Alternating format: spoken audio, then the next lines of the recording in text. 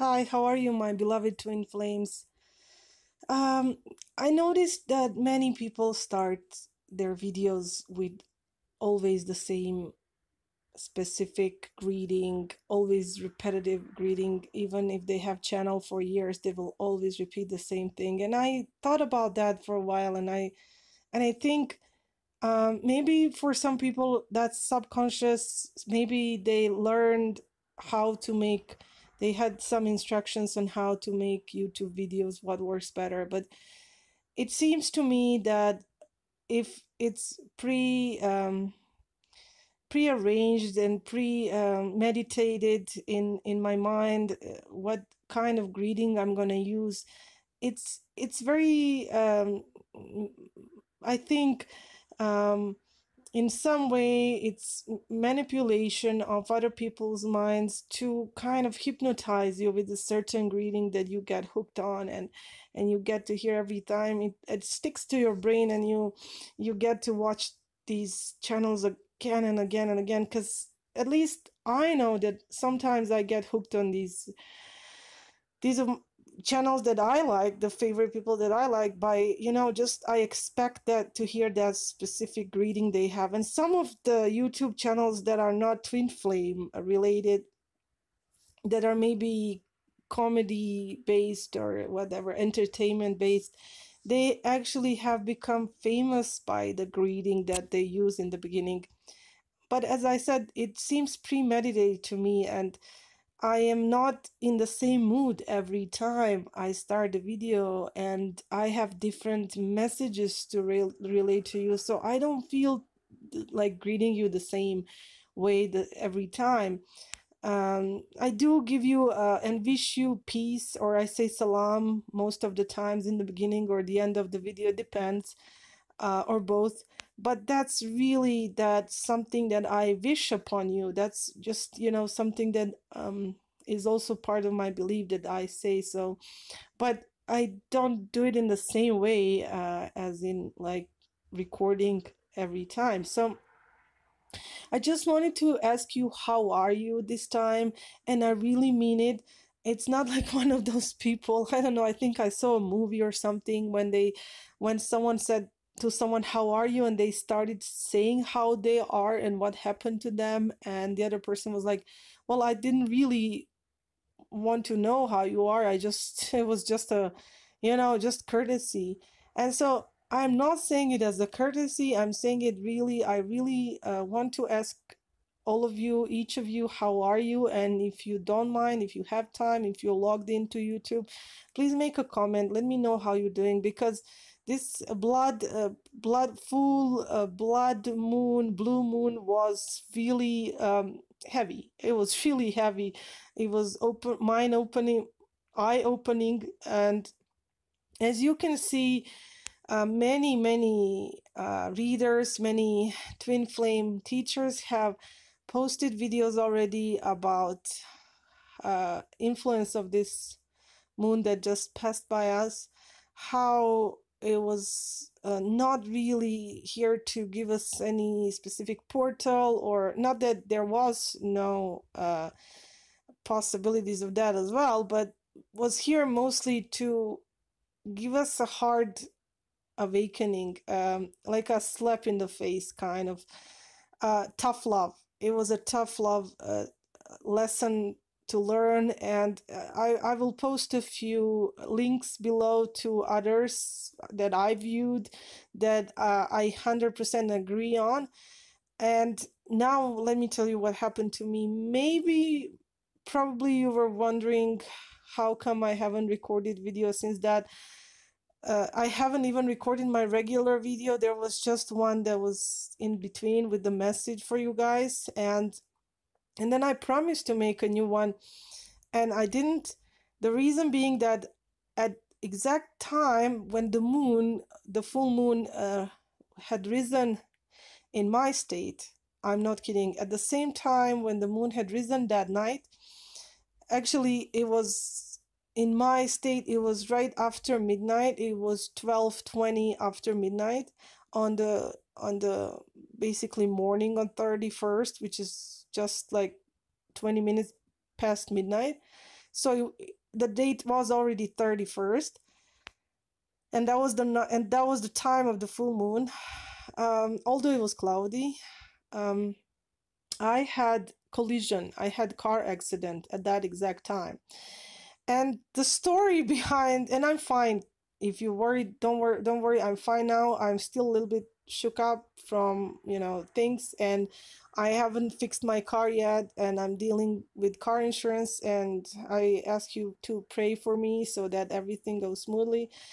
And however, the story behind the car crash is amazing. It was an eye opener for me, because sometimes we really, the problem with twin flame people, the twin flame people are good people, and the problem with that is that we have to learn to set our boundaries and limitations on our own goodness, because it's not bad to be good. It can never be bad to be good and to do good things. But in some cases, people start taking us for granted, and taking us for fools and making fools out of us, and it's not their fault. When you think about it, it's our own um, it's our own behavior that leads them on. It's hard to explain. The way someone said back in my old country, he was a producer, he was a drama actor, and the famous he was an actor in many of our movies. Then he became a producer and director, and he made this amazing stage play that talked about war in our country and how goodness in our people um, led us to believe that there was no possibility that someone would ever harm us. That we kind of waited for the last minute, and we'd never even considered that we might be attacked by our enemies, by former neighbors. And he he gave a good metaphor in his play when he said that we are kind of the people that we are like a nation of really heartwarm people who have hospitality for others, who like to help other people. Majority, of course, not everybody, but it's our nation is famous for hospitality and kind of niceness and kindness. And sometimes that's not very, sometimes you have to be more cautious than that, more aware that not everybody means well, and not everybody thinks of your highest good. So he described this. He said our man, the man from our country, should be born with two heads. One should be serving the purpose of watching, while the other head gets cut off by the enemy, so that one head survives and can watch the other head roll down the hill. And I know that sounded bizarre, and his play was about victims of war, and how not only we were hurt physically but also emotionally, and how we lost trust in humanity and other people. But I loved that metaphor. Although bizarre, he said one, we should be born with two heads. One should watch the other head being rolled down the hill. When someone cuts you and cuts your head off, and you can watch what they did to you. What he meant by that is like, we don't learn hard lessons. We learn, but we learn too late, or we learn the hard way. So that, we if we could stay alive to watch someone kill us would be, kind of beneficial. It's kind of hard to grasp this concept, but what I'm trying to say is this. Back to twin flames and our goodness and how we like to help other people. First of all, when I met my twin, he told me that I'm too nice, and I took that as offense. I thought that I was like, what the heck is he talking about? How can I be too nice? What's wrong with being nice? Why is he an arrogant? I don't want to use a bad word. Like, uh, why would he say that? But then I realized that what he meant was, what he was trying to tell me was, he can he can be sometimes very bold and direct. That has to do with his Asperger syndrome. So he's like straight for not watching what he says is gonna affect another person. But that's the that's the role of your twin flame, to push your buttons, to make you think. So uh, ever since I was thinking, like, how can I be too nice? What does he mean by that? But he meant that for my good, for my own highest good, to change that aspect of myself, to stop being a doormat, to stop letting people walk all over me just for the sake of goodness. Because we help other people, we are unselfish, and we get out of our way, and we change our own priorities and change our own schedule to be always there for them and help them and be available when they need us. But so we are givers. We're natural. Twin flames are natural givers, at least one of the twins.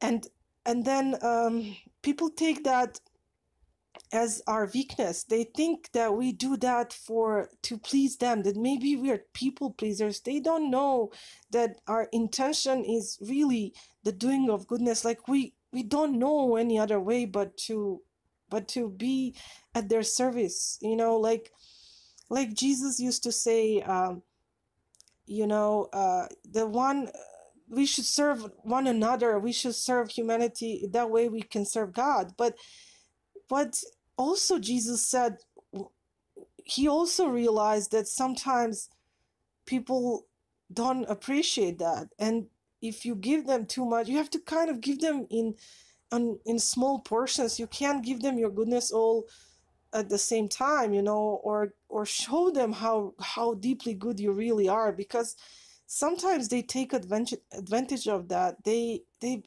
become spoiled by you. We spoil people, and they start thinking that we are obligated to always be there for them, no matter what we are doing, what we are busy with, what is our schedule. They feel like we are their personal assistant, their personal slave or something. And so what really happened to me was, did I say it was hard, eye-opening for me, was my mother's birthday was on 28th of January, and a really, really a friend of mine, who could be called a frenemy, because many times this young lady, had taken advantage of me, and I had been hurt by her emotionally many times, and I have forgiven and forgiven over and over and over again. And again, just recently I reconnected with her again, and forgiven her again one more time, everything that has happened in the past. And we just recently started, like, hanging out again, and spending time together and talking. And we do have something in common. We do have some connection that is undeniable between us. But the hurt she has made is much greater. However, 48 hours before my mother's actual birthday, on 26th of January, I called her. She did pick up the phone. Then she was like, hey, can I call you right back? She didn't call me for the next 24 hours. Then on the 27th, I called her again, and she said the same thing. Can I call you right back? And I said, actually, no, you didn't call me entire day yesterday. Let me text you if you can speak. So I texted her that it was my mom's birthday next day. So I gave her another 24 hours ahead. So that was on 27th. And here's the message you can see on the screen right now, that she texted me at 7:19 p.m. I asked her the day before to come to my mom's birthday at 5 p.m. My mom is an older lady, and we scheduled everything for 5, being a winter time and all. And as you can see, past 7 p.m., she's texted me that she has some sort of a British time online class. Now, I know my friend and I know that she was just chatting online, and I've been to her place many times. And I would arrive and she's still on some kind of a online chat group, and has nothing to do with, she can in her head think it's a class, but anyways, class or no class, you can see this message she forgot, and she goes like, birthday starts at midnight, so I will be there before midnight. And many times she visited my house that late in the past, and as I said, I would sometimes get over it. Sometimes I would tell her, then she would get mad at me for telling her not to come that late, and then we would reconcile eventually. So anyways, this time, as you can see in my message, I told her that, if she can't, I just didn't really, my mother wanted to go sleep. She had a long day and she wanted to go sleep around 9. And so I gave her a chance to come by 9, and she texted me again that she can come at 10 or 11. And after that, nothing. Next day, she didn't wish my mom any, belated birthday wishes.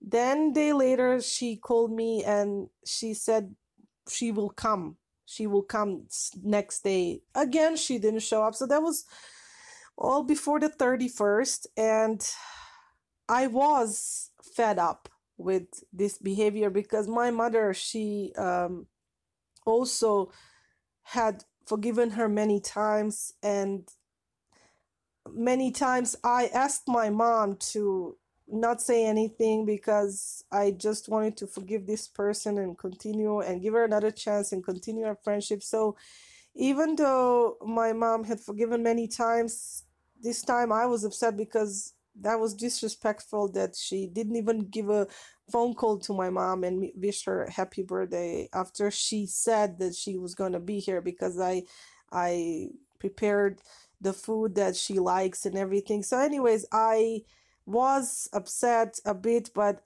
then I received a phone call from her on the 30th, on the night of the 30th, after 10 p.m. I received her phone call, and it was after 10 p.m. and my mother was with me. We were in the store shopping, and my mom said, don't pick up the phone. She knows that we don't like to be called after 9 or 10 p.m. So just, just wait, and she can talk to you in the morning. However, you can see the message here that she sent me. It says, hey, don't ignore me. Come give me a ride. I got flat tire. So immediately I called her back from the store. When I saw her message, I called her back, and I told her I was on the phone. Where are you? Because basically I was not on the phone, but I was on YouTube. I was watching something at that moment when she was calling earlier. And by this time, I answered immediately and asked her, as you can see immediately, where is she, to text me her address. And she didn't text me the address. She said to call her when I'm done. Now, I was done. I already texted her and I wanted to see where she is so I can come pick her up, which is normal. People text you the address, so you go. Plus, her English is not that great, so like texting me the address would be more safe for her as well. So then she didn't text me, she didn't call me, and I was waiting. And let me show you the next screenshot. So you can see I'm the one texting. My text is yellow, and she didn't call me. She's not texting me the address where her car had a flat tire. So you can see that I'm asking her, why are you not texting me the address? And then she goes with this drama that they will tow her car if she doesn't get there tonight. And she said my car's on the street. And then I called her. I actually called her after 11:30. It's not recorded, of course, here. It's just, you can just see text messages. I called her and I wasn't sure what she's talking about. So what she then gave me was another story. She said that she did leave the car at the street and took a train and went home by the train, and she's already in her apartment. Now she wants me to pick her up, to drive her back to the car and fix the flat tire. And as as naive as I am, I still even though I have a bad feeling about it, I still agree to that. As you can see, guys, I said I'm on my way. And so I'm unselfishly going and driving there, not in a hurry. I wasn't driving in a hurry, but just driving, just getting there.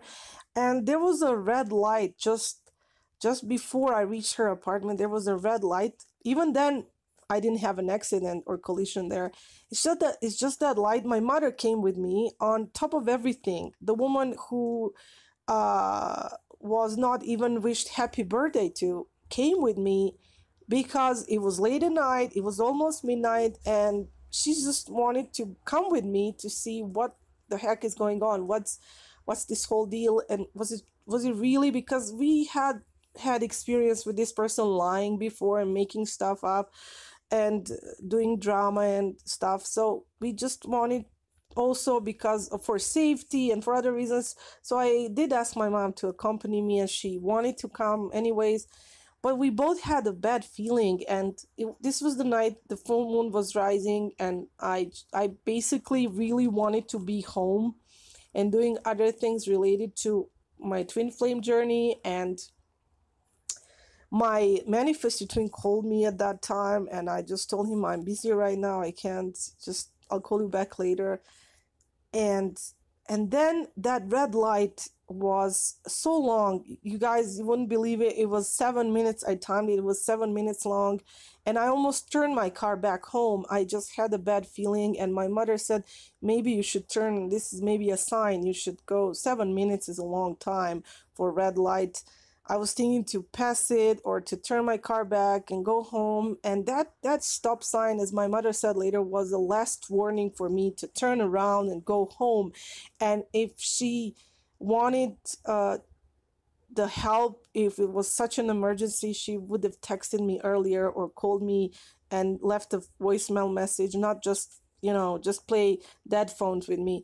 And still, I was like, no, what if she really needs help? No, what if it's really, she's in a rut and she needs my help, and I, people expect you to be there for them. So I waited for the red light to turn. I went through, that was the last light. I came in front of her building, and she actually texted me 3 minutes before, or maybe 2 minutes before the car collision happened. And here's the next, you can see what she texted.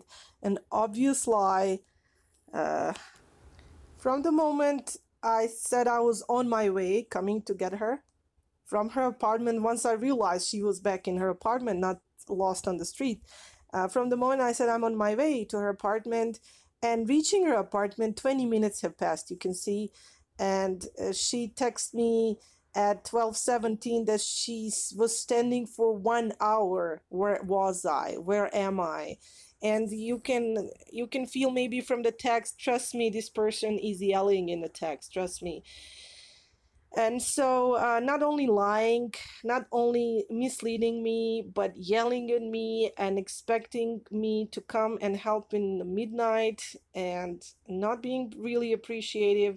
You can probably think what the heck I was doing, but I'm sure one of you at least have at least one person out there in your life who is like this. So why did I say it was eye-opening? First of all, she was not, when I arrived in front of her building, she was not standing outside. She was not waiting for me. She was not ready to go. I don't know where she was. Was she back in her apartment or what? And I was trying to find empty parking spot to park my car now, to go get, to call her, to ask her to come down, to go with me in my car, to go get her car, when suddenly a car came. A man was dropping off his co-worker, that's what he said, from late night shift, and I saw him actually drop off this man on the curb, and then he swiftly backed up, and I I was in a full stop. I honked my horn at him, and my mother started screaming. Poor woman, she said, oh my God, he's gonna hit us," because he was just backing up swiftly to go back on the street where he came from the parking. And I was honking my horn like crazy, but as he said later, he didn't hear me because his music was on. And then we had to wait for the police. It was very cold night, and you guys know the rest. You know how that uncomfortably uncomfortable it was. It must, it was for me. And my door was not, I couldn't open my door, so I had to sneak out through my mom's side. My mom went out, she was shook up. And then my friend, so-called friend, comes down. She heard the crash, and she comes down, and I just asked her politely. I said, "Please take my mom inside," because it was really cold, until the police comes. And she didn't even comfort my mom. She didn't ask her to bring her an extra jacket. Then she came again and started messing with me. I was talking to a person, the driver in the other car, and she came and she started to manipulate our conversation. I told her, "Please, you're not helping right now. Could you please take my mom and give her some water? Can you bring her a bottle of water?" She failed to do that. And then some guy came out of her building, and she started flirting and laughing with him while I was filling out, when the police came and I was filling out the accident report. And so that was like, I had it. I realized what I have done was getting too much out of my way for other people who do not appreciate me, who have no respect or love for me. So I remembered my twin flame, how he said, "You're too nice and you shouldn't be that nice," as it was upsetting him that I was being too nice to people. And that moment, his words rang in my ears.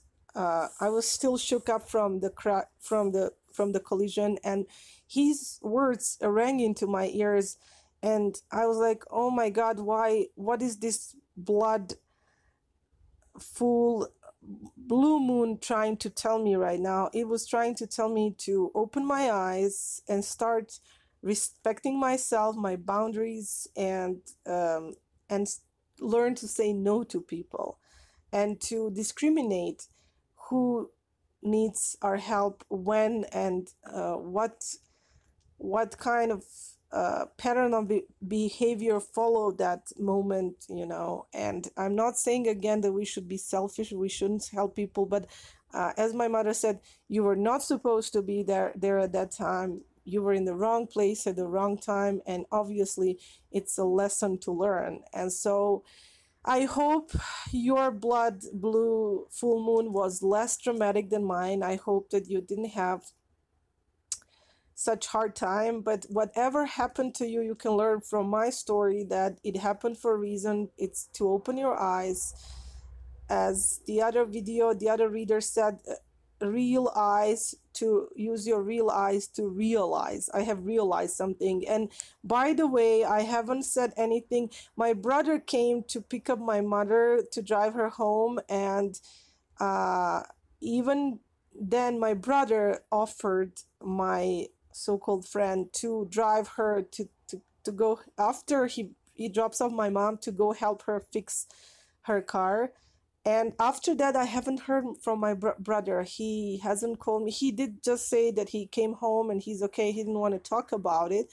And my friend, so-called friend, hasn't even called me after that to ask me how was I doing. Did I need a towing now? Did I need a ride anywhere? Thank God I got rental car from insurance, and the other guy did honestly admit his fault. And I'm still working on getting my car fixed, but and I'm also working on getting my heart fixed, because when people betray you like this, when you realize what a fool you are, then it's hard I'm at the same time, as I said, it's tough love, and I'm very grateful for this to happen, because I've learned very deep lesson. We have to differentiate people who are willing to help us, who are nice to us, who are uh, not involving any lies in their stories and their demands of us. Are they genuinely seeking our help, or is it just try to test us and do, to see how far they can push us. It's very important to remember that. And last but not least, my manifested twin was contacted, as far as I found out, by this young lady who I was going to go help with the so-called flat tire, whatever. I never found out what really was her deal.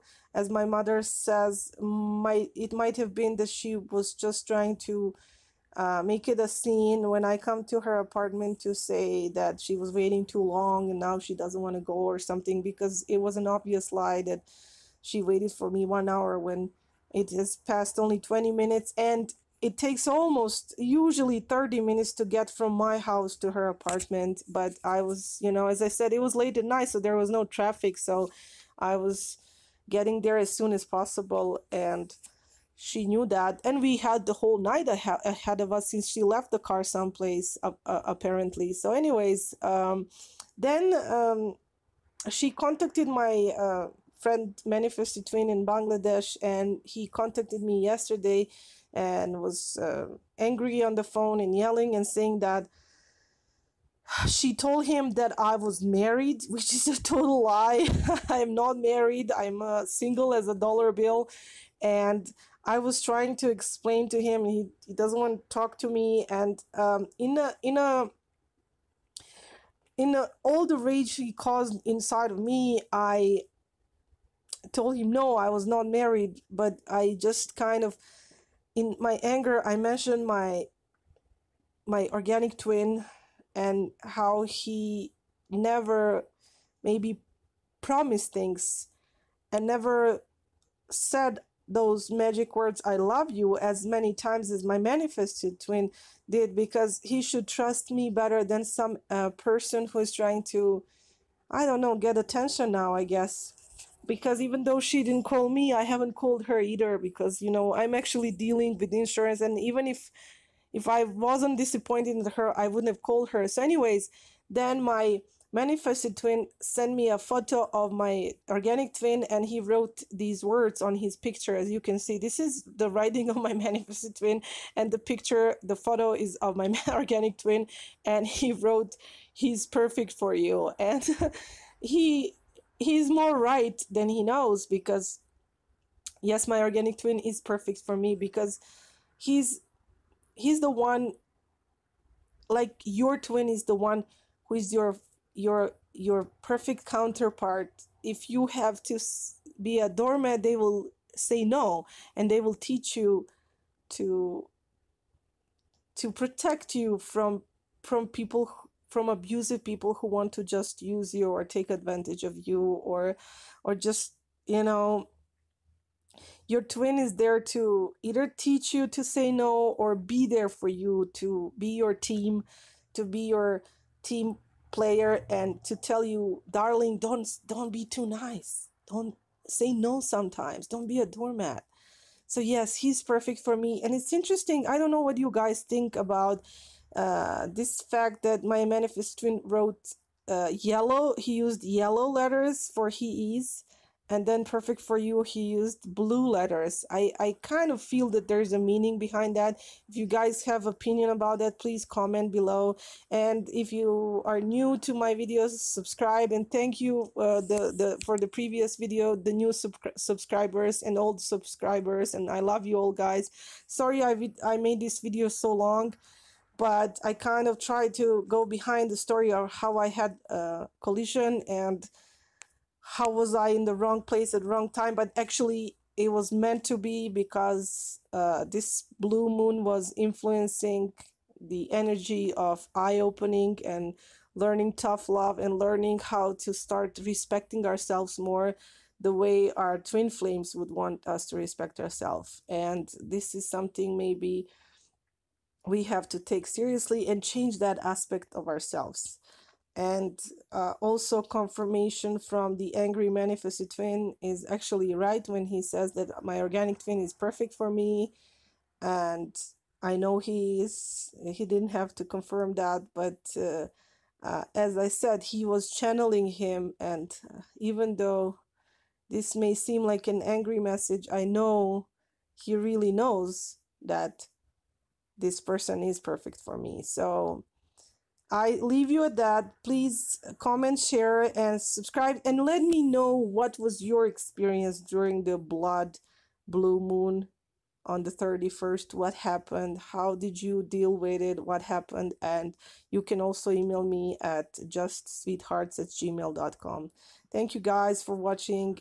I'll see you soon. Love you guys.